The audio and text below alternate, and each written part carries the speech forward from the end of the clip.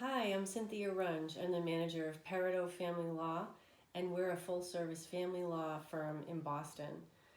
So today I'm going to talk about emergencies. Well, what are emergencies during the COVID-19 pandemic? So right now, the courts are essentially closed to the public until at least July 1st.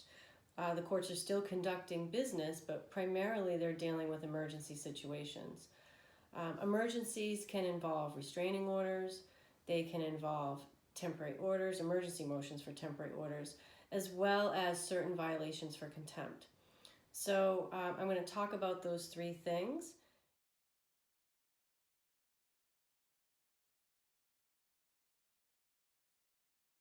When would you need a restraining order? So if the abuse is defined as attempting to cause or causing physical harm, placing someone in fear of imminent serious physical harm, or causing someone to engage involuntarily in sexual relations by force, threat, or duress. So in those situations, someone that's the victim of that could seek an abuse prevention order or restraining order. The bar to obtain a restraining order can be quite high, so it's very important to make sure that you're providing a very detailed and thorough affidavit to the court so that the court has as much information as you can provide in order to grant you the relief that you're requesting.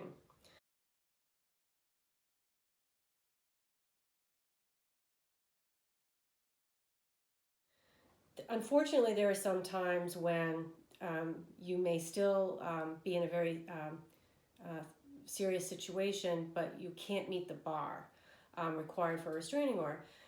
Another option in that case might be to file an emergency motion for temporary orders.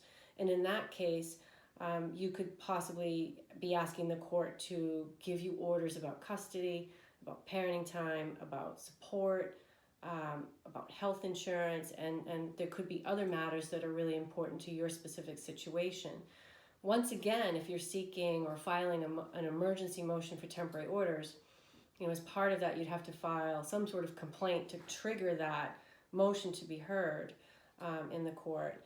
But it's really going to be important to have a very detailed and thorough affidavit that you want to be able to provide to your attorney so that they can really help you make sure that you're going to get the relief that you're requesting.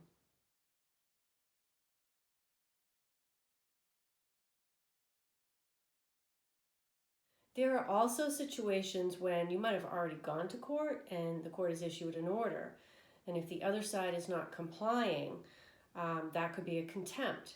There are some situations where a contempt of an order could be an emergency situation. But the court, again, is going to make its own determination. So when you speak or work with your attorney, it's really important for them, obviously, to know which court or where you live, what court this is going to need to be filed in, because each court sometimes has different protocols for how items have to be filed, particularly in emergency situations. And the rules that we're following now during the COVID-19 pandemic are very different than what they were prior to the implementation of these new rules.